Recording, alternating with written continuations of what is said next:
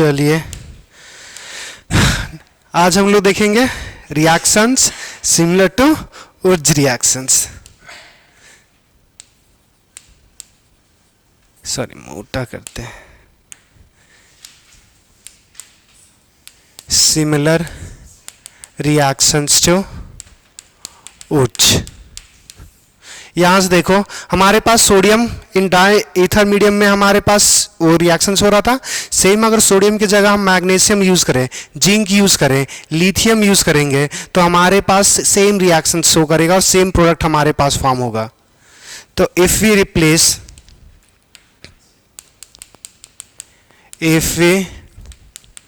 Replace sodium with magnesium, lithium and copper, एक copper lithium हमारे पास compound zinc and zinc, then same product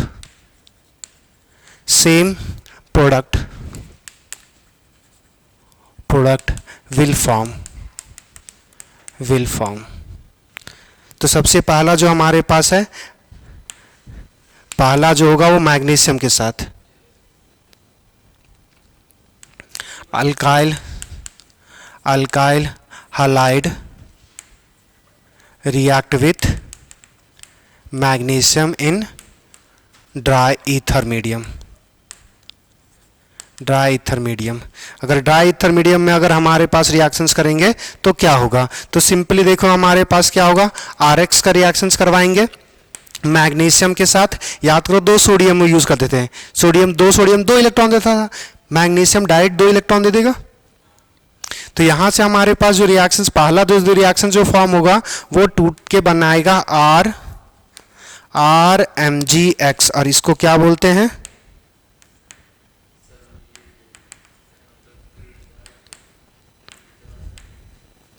Grignard reagent बोलते हैं। अब यहां पे ग्रिग्नार्ड पे R माइनस Mg पर 2 प्लस और X पर माइनस होगा। अब यहां से हमारे पास फर्दर रिएक्शंस होगा RX के साथ, और यहां से फॉर्म कर लेगा R और R प्लस हमारे पास MgX2। समझना, सीधा सिंपल रिएक्शंस। देखो मैग्नीशियम का यहां से बॉन्ड टूटेगा, जी कार्बन और हेलोजेंस का बॉन्ड टूटेगा, R पर 2 प्लस आएगा, सॉरी R पे प्लस आएगा, प्लस को 2 इलेक्ट्रॉन दे देगा मैग्नीशियम, तो कार्बन आयन नेगेटिव, 2 दिया तो 2 पॉजिटिव, हेलोजन टूटा था नेगेटिव में, ये फॉर्म हो गया। अब हेलोजन पे नेगेटिव है तो ये डायरेक्ट हमारे पास बोल सकते हैं कि ये अटैक कर देगा इस पे, ये बॉन्ड टूट जाएगा। आयनिक मैग्नीशियम जो बताया था उसी जैसा देखो टूट रहा, सेम हमारे पास प्रोडक्ट फॉर्म होगा। क्लियर इतनी बात है? सेम ही रिएक्शंस है। अगर देखना चाहोगे तो फिर से अगर मैकेनिज्म की ही बात कर दें, मैकेनिज्म की अगर बात कर दें तो थोड़ा सा देख लो कि मैग्नीशियम होगा, मैग्नीशियम टूटेगा तो ये 2 इलेक्ट्रॉन देगा, 2 प्लस 2 प्लस बना लेगा। अब ये अगर हमारे पास R और X का बॉन्ड टूटा तो R पे प्लस और X पर माइनस। अब यहां से देखो ये R प्लस हमारे पास X माइनस और हमारे पास मैग्नीशियम 2 प्लस और 2 इलेक्ट्रॉन्स, या इसी रिएक्शंस को ऐड कर दो, या इसी रिएक्शंस को ऐड करो, ये 2 इलेक्ट्रॉन कंज्यूम करेगा, ये यहां से 2 इलेक्ट्रॉन कंज्यूम करेगा। तो यहां पे जब रिएक्शंस बनेगा तो वो बनेगा R पर माइनस, R पर पॉजिटिव चार्ज था, 1 इलेक्ट्रॉन मिलेगा, फिर रेडिकल, दूसरा इलेक्ट्रॉन मिलेगा कार्बन आयन, तो नेगेटिव हो गया। मैग्नीशियम तो पहले से 2 प्लस बना के रखा हुआ है और हेलोजन आ जाएगा, ग्रिग्नार्ड रिएजेंट बन गया। अब यहां से हमारे पास जो ग्रिग्नार्ड रिएजेंट बना वो हमारे पास R माइनस MgX। अब यहां पे R और X जो होगा, यहां से बोल सकते हैं बॉन्ड टूटेगा तो पॉजिटिव और इस पे नेगेटिव। तो एक बार और स्टेप कर देते हैं, ये हमारे पास तोड़ ही देते हैं, R हमारे पास X है तो ये R प्लस और X माइनस में होगा, यहां पे R MgX और हमारे पास R प्लस, ये जब रिएक्शंस करेगा R और R फॉर्म कर देगा। वही क्या रिएक्शंस है, सेम ही रिएक्शंस है। अब बस प्रॉब्लम क्या है कि पहले R जो हमारे पास अल्काइल हैलाइड्स मैग्नीशियम के साथ रिएक्शन करके ग्रिग्नार्ड रिएजेंट फॉर्म करेगा, उसके बाद ये फॉर्म होगा। और उस सोडियम जब यूज करते थे डाइट हमारे पास फॉर्म हो जाता था। तो वो बोल सकते हैं कि मैग्नीशियम के केस में 2 स्टेप का रिएक्शन होगा और हमारे पास सोडियम के केस में 1 स्टेप बोल सकते हैं, और कुछ नहीं, उतना अंतर दिमाग नहीं लगाना है। क्लियर। दूसरा हमारे पास है कि अगर हमारे पास सोडियम की जगह पे कौन सा यूज करेंगे, जिंक। अगर हमारे पास जिंक यूज करेंगे तो जिंक हमारे पास क्या करेगा उसकी बात करेंगे। देखो इफ या RX, या इतना लंबा लिख देते, सीधा लिख देते, पहला मैग्नीशियम के साथ लिख देते, दूसरा विथ जिंक। विथ जिंक, अगर जिंक के साथ रिएक्शंस करेंगे तो यहाँ पे भी सेम होगा। अगर RX का रिएक्शंस Zn के साथ रिएक्शंस करेंगे, यहाँ पे भी ऐसे कर देते हैं X और हमारे पास R, तो यहाँ से R और R प्लस ZnX2 बना लेगा जिंक क्लोराइड। स्टेप नहीं कहा गया, मतलब एक स्टेप सिंगल स्टेप में बता रहे हैं। अब इसका भी मैकेनिज्म होगा, अब इसका भी मैकेनिज्म होगा, तो यहां से देखना मैकेनिज्म कैसे होगा वो समझना। R हमारे पास क्या होगा,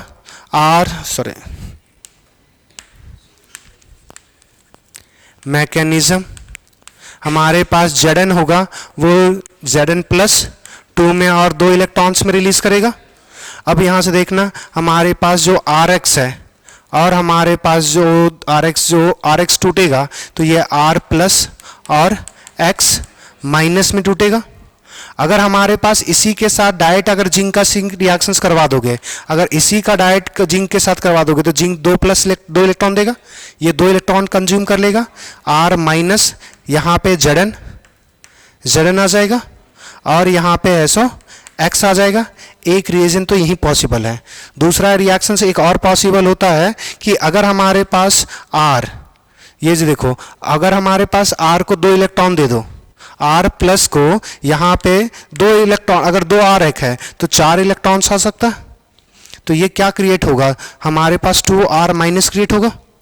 ये जिंक के साथ अगर ये Zn2 प्लस के साथ, या ऐसे ही बात करते हैं कि अगर हमारे पास 2R प्लस है, ये हमारे पास 2 जिंक के साथ रिएक्ट करेगा तो 2 जिंक 4 इलेक्ट्रॉन देगा, 4 इलेक्ट्रॉन देगा तो ये 2R माइनस क्रिएट होगा। तो ये हमारे पास R Zn ये 2 क्रिएट होगा। तो यहाँ पे जैसे ग्रिग्नार्ड रिएजेंट था उस जैसा भी क्रिएट हो सकता है, और जिंक 2 डायरेक्ट अल्काइल के साथ भी अटैच हो सकता है। और जब 2 अल्काइल के साथ रिएजेंट जब अटैच होगा तो इसको बोलते हैं फ्रैंकलिन रिएजेंट। लिख देंगे, कहें लिखेंगे फ्रैंकलैंड रिएजेंट। और जब हमारे पास जैसे सोडियम यूज कर रहे थे तो इस रिएक्शंस को क्या बोल रहे थे, वुड्स रिएक्शंस। तो जब हमारे पास जिंक यूज करेंगे तो फ्रैंकलिन रिएक्शंस बोलते हैं इसको।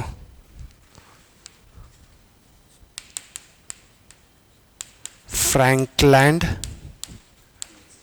रिएक्शन। रिएजेंट कौन सा होगा, ZnR2। अब ये जो ZnR2 हमारे पास फॉर्म हुआ वो फर्दर रिएक्ट करेगा, और ये हमारे पास जैसे R2 है और जिंक है, ये R कैसा होगा, माइनस में। वही हमारे पास अगर RX के साथ रिएक्शंस करवा दोगे, RX के साथ रिएक्शंस करवा दोगे तो ये R अटैक करेगा, ये बॉन्ड हमारे पास टूटेगा। ये R अगर यहाँ पे अटैक करेगा तो हेलोजेंस का बॉन्ड टूटेगा, और टूटेगा तो हमारे पास प्रोडक्ट जो फॉर्म होगा वो वही फॉर्म हो गया, R और R प्लस हमारे पास ZnX फॉर्म हो जाएगा। तो यही है आपके पास फ्रैंकलिन रिएक्शंस। सोडियम के जैसा है, बस थोड़ा मोड़ा स्टेप चेंजेस हो रहा है। जैसे सोडियम में हमारे पास तो डायरेक्ट रिएक्शंस कर रहा था, मैं जिंक बीच में बना रहा है, जैसे ग्रिग्नार्ड रिएजेंट बन रहा है, उसी तरह फ्रैंकलिन रिएजेंट फॉर्म हो रहा है। क्लियर। अब नेक्स्ट हमारे पास है वो है लिथियम और कॉपर का यूज करके। लिथियम डायरेक्ट भी यूज कर सकते हैं और कॉपर भी हम यूज कर सकते हैं। लिथियम सिंगल यूज करके कर सकते हैं और कॉपर को भी यूज कर सकते हैं। जैसे अगर हम पहला हम जो कितने नंबर हो गया था हमारे पास, बी हो गया ना, सी समझना, सी डायरेक्ट हम सिर्फ लिथियम ले रहे हैं।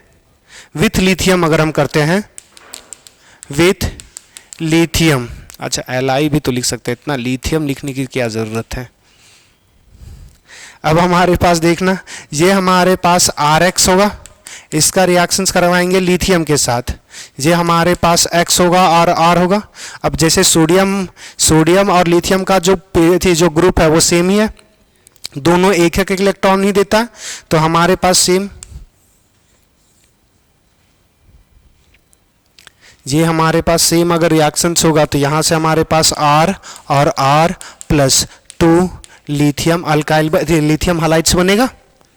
अब देखना यहाँ पे भी रिएक्शंस क्या होता है, जैसे देखो R और X जो टूटेगा वो हमारे पास 2 लिथियम के साथ ये हमारे पास पहले बनाता है R Li, R पर माइनस Li पर पॉलस होगा, और यहाँ से जो लॉस होगा वो 2 हैलोजेंस लॉस होता है। और ये जो फॉर्म हुआ ये हमने बताया था ऑर्गेनो मेटालिक कंपाउंड्स, कार्बन और मेटल के बीच का जो बॉन्ड होगा उसी को बोलते हैं organometallic compounds, organometallic compounds.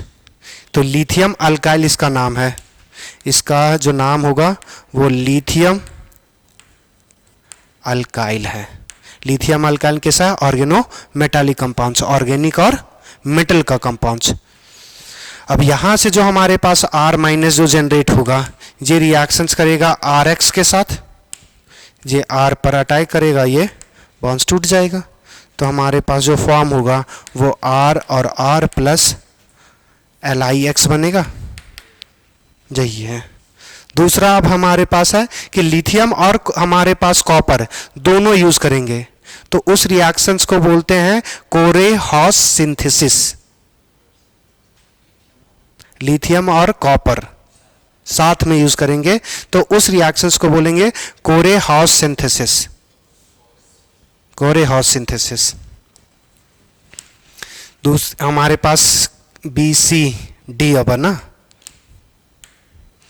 हमारे पास D with lithium and copper, lithium और कॉपर यूज करेंगे तो रिएक्शंस का जो नाम होगा वो क्या होगा,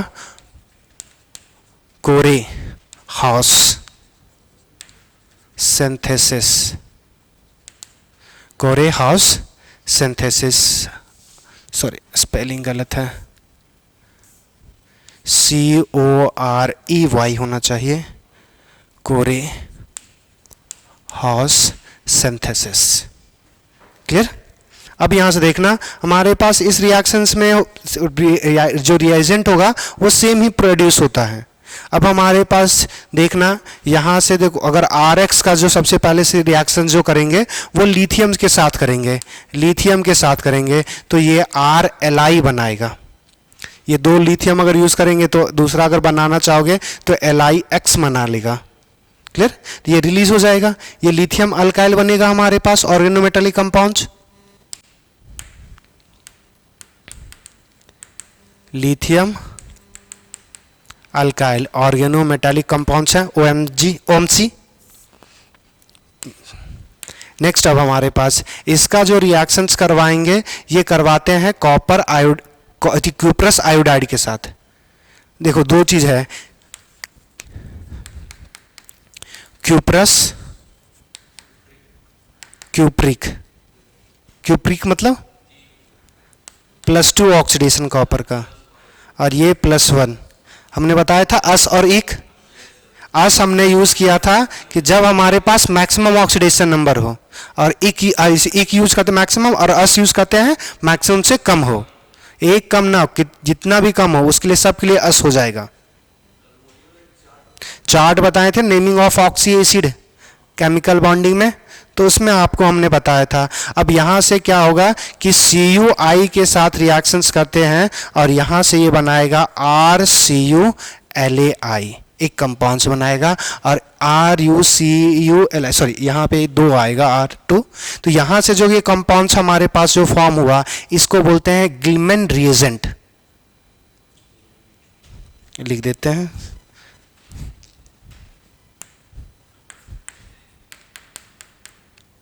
गिलमैन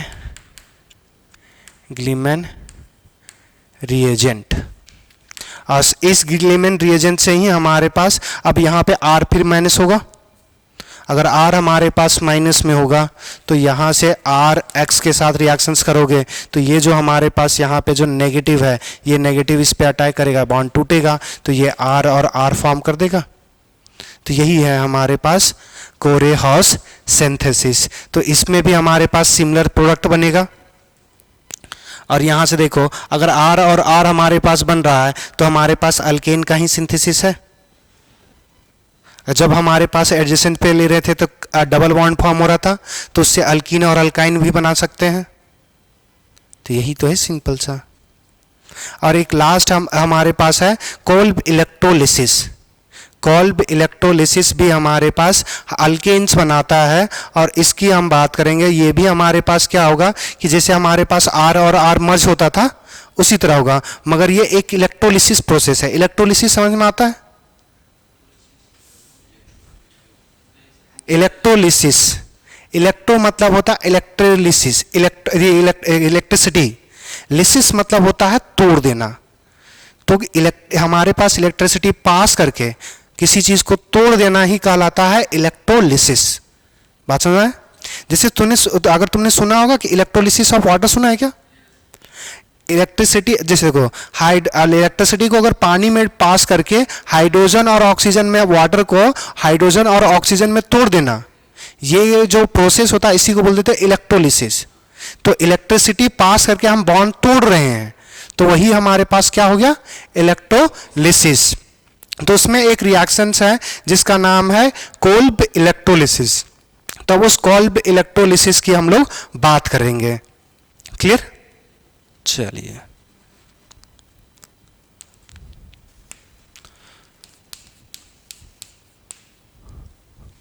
COLBES, कोल्ब्स इलेक्ट्रोलिसिस।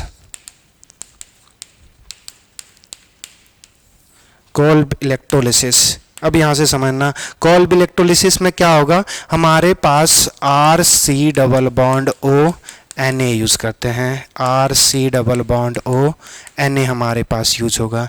ये हमारे पास क्या होता है कि ये आयनिक बॉन्ड है, सोडियम पे प्लस और ऑक्सीजन पे माइनस। तो यहां से जब हम इलेक्ट्रिसिटी पास करेंगे, इलेक्ट्रिसिटी पास करते हैं, इलेक्ट्रिसिटी मतलब हमारे पास इलेक्ट्रॉन पास होगा। तो अगर इलेक्ट्रॉन पास होगा तो यहां पे इलेक्ट्रिसिटी पास करने के बाद क्या होगा? इलेक्ट्रोलिसिस।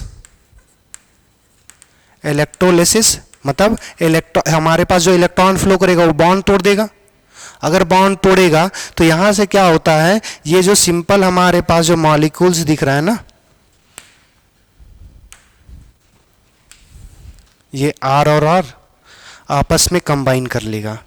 दूसरा, ये कार्बन, जो कार्बन है गौर से देखो, ये हमारे पास कार्बन डाइऑक्साइड, कार्बन डाइऑक्साइड के फॉर्म में दिख रहा है। और ये इलेक्ट्रोलिसिस करवाएंगे तो ये जो डालेंगे, किसी में डालेंगे, वाटर में। ये जो हमारे पास सॉल्वेंट, ये जो यूज करते हैं ना, वो हमारे पास एक्वस मीडियम यूज करते हैं। एक्वस कहने का मतलब है पानी। अब पानी होगा तो सोडियम पानी में जब डिजॉल्व होता है तो कौन सा बनाता है? Sodium hydroxide. तो यहां से क्या क्या हमारे पास फॉर्म होगा वो समझना। ये R और R फॉर्म हो गया। दूसरा जो हमारे पास फॉर्म होगा वो 2 CO2 फॉर्म होगा। और सोडियम जो होगा वो हमारे पास NaOH फॉर्म कर लेगा। अब अगर तुम्हें बैलेंस करना है तो 2 सोडियम NaOH लिख लो। क्लियर? और साथ में हमारे पास फ्यू अमाउंट्स में हाइड्रोजन्स भी हमारे पास इवॉल्व होगा।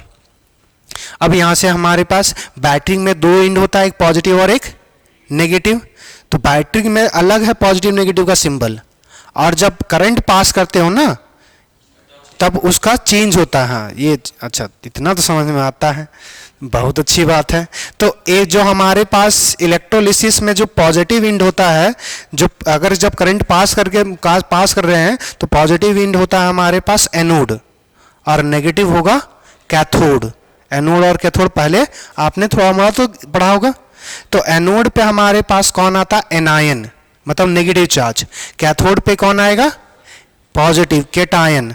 देखो अब हमारे पास यहां पे जब इलेक्ट्रोलिसिस करेंगे तो हमारे पास एक होगा एनोड,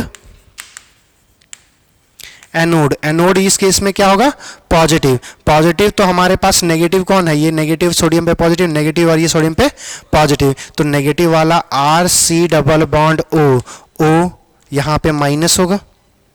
अब ये जो अगर हमारे पास कोई भी एनोड पे है तो एनोड पे हमारे पास लॉस ऑफ इलेक्ट्रॉन्स होता है, मतलब ऑक्सीडेशन। लॉस ऑफ इलेक्ट्रॉन करने का मतलब ऑक्सीडेशन। ये याद रखना कि एनोड पे ऑक्सीडेशन हो। अब कोई भी सा बैटरी हो, मतलब इलेक्ट्रिसिटी हम उससे निकाल रहे हैं या इलेक्ट्रिसिटी सप्लाई कर रहे हैं, अगर जब भी हमारे पास जो एनोड होगा वो हमेशा ऑक्सीडेशन होता है, उसमें लॉस ऑफ इलेक्ट्रॉन होगा। तो अगर ये इलेक्ट्रॉन लॉस करेगा तो ये नेगेटिव है, मतलब हमारे पास यहाँ पे जो लोन पेयर होगा वो कितने होंगे, 3। तो नेगेटिव है मतलब एक्स्ट्रा एक इलेक्ट्रॉन होगा। एक इलेक्ट्रॉन अगर एक्स्ट्रा लॉस करेगा, ये इलेक्ट्रॉन अगर हमारे पास लॉस करेगा तो ये हमारे पास R C double bond O, O पर रेडिकल आ जाएगा, मतलब 2 लोन पेयर रहेगा, एक रेडिकल। अब ये रेडिकल जैसे क्रिएट होगा तो यहाँ से पता है क्या होता है, यहाँ पे भी 2 इलेक्ट्रॉन्स होगा, ये रेडिकल टूट जाएगा, एक यहाँ पे आएगा और एक यहाँ पे। तो यहाँ पे एक इलेक्ट्रॉन और ये इलेक्ट्रॉन्स आपस में बॉन्ड्स बना लगा लेगा। तो यहाँ से देखो एक आर रेडिकल बना, ऐसा एक और बार आर रेडिकल तो बना होगा ना, तो 2 आर आपस में कंबाइन कर जाएगा। तो या तो इसको 2 बार लिख लो या 2 बार 2 टाइम्स कर लो, तो ये 2 टाइम्स। तो यहाँ से हमारे पास क्या हो जाएगा, आर और आर कंबाइन हो जाएगा और CO2 फॉर्म हो जाएगा। बात समझ में आया। तो ये कहाँ पे हुआ हमारे पास, एनोड पे।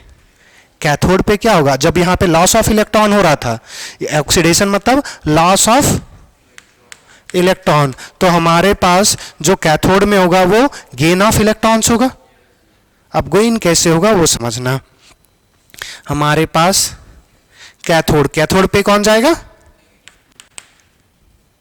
कैटायन। अरे एनोड कैसा था, पॉजिटिव, पॉजिटिव के पास कौन जाएगा, नेगेटिव, नेगेटिव के पास कौन जाएगा, पॉजिटिव। और पॉजिटिव में हमारे पास अगर यहाँ पे लॉस ऑफ इलेक्ट्रॉन होता है तो यहाँ पे गेन ऑफ इलेक्ट्रॉन होगा। तो यहाँ पे हमारे पास सोडियम जाएगा, सोडियम प्लस। अब यहाँ से समझना, यहाँ पे वाटर होगा, वाटर में हमारे पास क्या होगा, अब यहाँ से देखो ये इलेक्ट्रॉन एक्सेप्ट करेगा, एक्सेप्ट करेगा तो यहाँ पे हाइड्रोजन जो ये बॉन्ड हमारे पास, ये जो बॉन्ड है ना ये टूटेगा, एक इधर एक इधर, एक इलेक्ट्रॉन दे दोगे तो इसको OH माइनस जनरेट कर देगा, और एक यहाँ पे जो यहाँ पे H होगा, एक और H जनरेट होगा, H और H H2 बना लेगा। तो यहाँ से हमारे पास जो जनरेट होगा वो NaOH प्लस H2 का फॉर्मेशन होगा। तो ये हमारे पास ओवरऑल रिएक्शंस होता है एनोड और कैथोड पे। तो हमारे पास अभी भी अब क्या क्या बना है, एनोड पे क्या बना, अल्केन हमारे पास बना, और CO2, हाँ CO2 बना, वो रिलीज निकल जाएगा। और हमारे पास कैथोड पे क्या बना, सोडियम हाइड्रोक्साइड और हाइड्रोजन गैस। अब जब हाइड्रोजन गैस, अगर सोडियम हाइड्रोक्साइड बन रहा मतलब ये क्या है, एसिड या बेस, बेस है। अरे सोडियम हाइड्रोक्साइड, वो हाइड्रोजन तो निकल जाएगा ना। अगर सोडियम हाइड्रोक्साइड बनेगा तो सोडियम हाइड्रोक्साइड बनेगा तो पीएच बढ़ेगा या घटेगा, बढ़ेगा। तो जैसे जैसे इलेक्ट्रोलिसिस करते जाओगे वैसे वैसे सॉल्यूशन का पीएच बढ़ते जाएगा। तो हमारे पास यहां से 2-3 बातें, कोल्ब इलेक्ट्रोलिसिस, ये भी कौन सा मैकेनिज्म फॉलो करेगा, फ्री रेडिकल मैकेनिज्म। और हमारे पास यहाँ पे एनोड पे क्या क्या फॉर्म हुआ, एनोड पे हमारे पास हाइड्रोकार्बन, हाइड्रोकार्बन। अब हो सकता है ना आर के बगल में इधर अल्कीन भी हो, तो अल्कीन लिखना हमेशा सुटेबल नहीं होगा। तो हाइड्रोकार्बन, अल्कीन, अल्काइन कुछ तो ही बनेगा ना, वही सब बनेगा, हाइड्रोकार्बन। और साथ में क्या बनेगा, CO2। और हमारे पास कैथोड पे क्या बना, सोडियम हाइड्रोक्साइड और हाइड्रोजन गैस। और हमारे पास यहां से लिख सकते हैं, as the hydrolysis, as the electrolysis happen, pH of the solution get increase due to formation of sodium hydroxide. As the electrolysis happen, pH of the solution increases due to formation of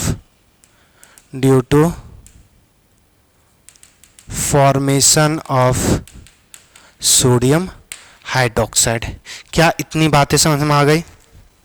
अरे हाँ या ना, कुछ तो बोलो यार। अगर इतनी बातें आज समझ में आ गई तो एक छोटा सा और रिएक्शन है, एक लाइन पे मैकेनिज्म, थोड़ा सा मैकेनिज्म बताएंगे क्योंकि वो भी फ्री रेडिकल है और उसमें भी उसमें हम फ्री रेडिकल मैकेनिज्म है, अल्कीन नहीं फॉर्म होता, मगर उसी जैसा अगर देखना चाहोगे तो थोड़ा सा है। लास्ट है हमारे पास हंस डाइकर रिएक्शंस। ये उस मेटल से कोई लेना देना इसका नहीं है, वो इसी जैसा रिएक्शन है, इसीलिए हम बात कर रहे हैं। क्या रिएजेंट का नाम, जैसे वो ग्लिमेंस में मार रहे थे, फिर हमारे पास रिएक्शंस लिख रहे थे, ग्लिमेंसन रिएजेंट होगा तो कोरे हाउस सिंथेसिस होगा, उसकी बात कर रहे हो? ऐसा नहीं है। इसमें रिएक्शंस जो है ना, नेम रिएक्शंस है, तो ये ऐसी इंपॉर्टेंट है, इसमें रिएजेंट कुछ नहीं होता। तो इसमें हमारे पास जो बात कर रहे हैं वो हंस डाइकर रिएक्शंस की बात कर रहे हैं। हंस डाई CKER, हंस डाइकर, HI होता है, हिंस डाइकर, हंस हम प्रोनाउंसिएशन, हिंस डाइकर रिएक्शंस एक बार चेक कर लो। तो इसमें हमारे पास क्या होता है कि ये हेलो अल्केन्स बनाने के लिए यूज किया जाता है, हेलो अल्केन्स का ये प्रिपरेशन के लिए यूज किया जाता है। तो इसमें हम लोग क्या यूज करते हैं, अगर हमारे पास कार्बोक्सिलिक एसिड है, कार्बोक्सिलिक एसिड है तो उसका हमारे पास सिल्वर हाइड्रोक्साइड के साथ रिएक्शंस करवाते हैं, और यहाँ पे सिल्वर हाइड्रोक्साइड के करोगे तो ये H प्लस देगा, ये OH माइनस, तो ये बनाता है RCOAG। इसको बोलते हैं silver salt of fatty acid, इसका नाम है silver salt of fatty acid, या फिर कार्बोक्सिलिक एसिड भी लिख सकते हो। अगर चेन लंबा है तो फैटी एसिड, अगर नहीं है तो फिर कार्बोक्सिलिक एसिड, तो silver salt of carboxylic acid भी लिख सकते हो, कार्बोक्सिलिक एसिड। अब सिल्वर सॉल्ट ऑफ, ये ऊपर वाला बस बताने के लिए यूज किए हैं। जनरली जो हमारे पास रिएक्शंस लिखते हैं वो हमारे पास यहां से शुरू करते हैं। अब इसका जो रिएक्शंस होगा वो हमारे पास Br2 के साथ करवाते हैं, Br in presence of CCl4 और लाइट के प्रेजेंस में। और लाइट के प्रेजेंस में जैसे रिएक्शंस अगर हो रहा है तो मतलब हमारे पास कौन सा मैकेनिज्म होगा, फ्री रेडिकल मैकेनिज्म। अब यहाँ देखना, फ्री रेडिकल मैकेनिज्म होगा तो यहाँ से जो बॉन्ड होता है वो फ्री रेडिकल बॉन्ड टूटेगा, यहाँ से जो फ्री बॉन्ड होगा वो फ्री रेडिकल टूटेगा, और यहाँ से AgBr हमारे पास प्रिसिपिटेट बनाता है। अब दूसरा देखना, यहाँ पे फ्री रेडिकल हुआ, यहाँ पे भी फ्री रेडिकल, फिर से CO2 बन गया, ये R फ्री रेडिकल और ये Br, RBr। तो यहाँ से अगर हम रिएक्शंस करवाएंगे तो ये हमारे पास RBr plus CO2 plus AgBr। अब ये जो AgBr बनता है वो प्रिसिपिटेट बनेगा, डिसॉल्व ही नहीं होगा, 10th में आपने पढ़ा होगा। और अगर आप फंसो इस स्कूलिंग में प्रैक्टिकल करोगे तो उसमें group analysis, salt test, detection of basic radical आपको पढ़ाया जाएगा, तो उसमें आपको बताया जाएगा। अब यहाँ देखो, दूसरा ये जो प्रिसिपिटेट बनेगा CO2 कैसा होगा, गैस, तो ये तो निकल जाएगा, वो सेटल डाउन हो जाएगा, ये गैस बन जाएगा, और ये क्या होगा हमारे पास सॉल्यूशन में बचा रहेगा। तो अगर इजिली सेपरेबल होगा, फिल्टर आराम से करेंगे, CO2 निकल जाएगा, ऐसे ये फिल्टर है, फिल्टर करेंगे तो सिर्फ यही बचेगा। तो this method is good for preparation method for haloalkanes, clear. या फिर जनरली जो यूज करते हैं वो ब्रोमो अल्केन के लिए बात करते हैं।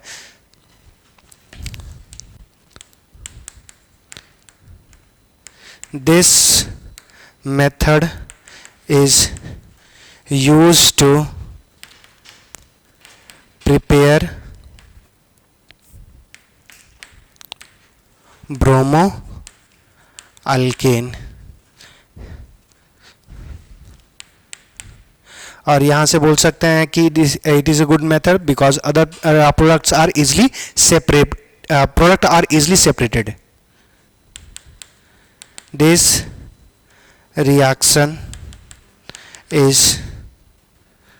reactions is very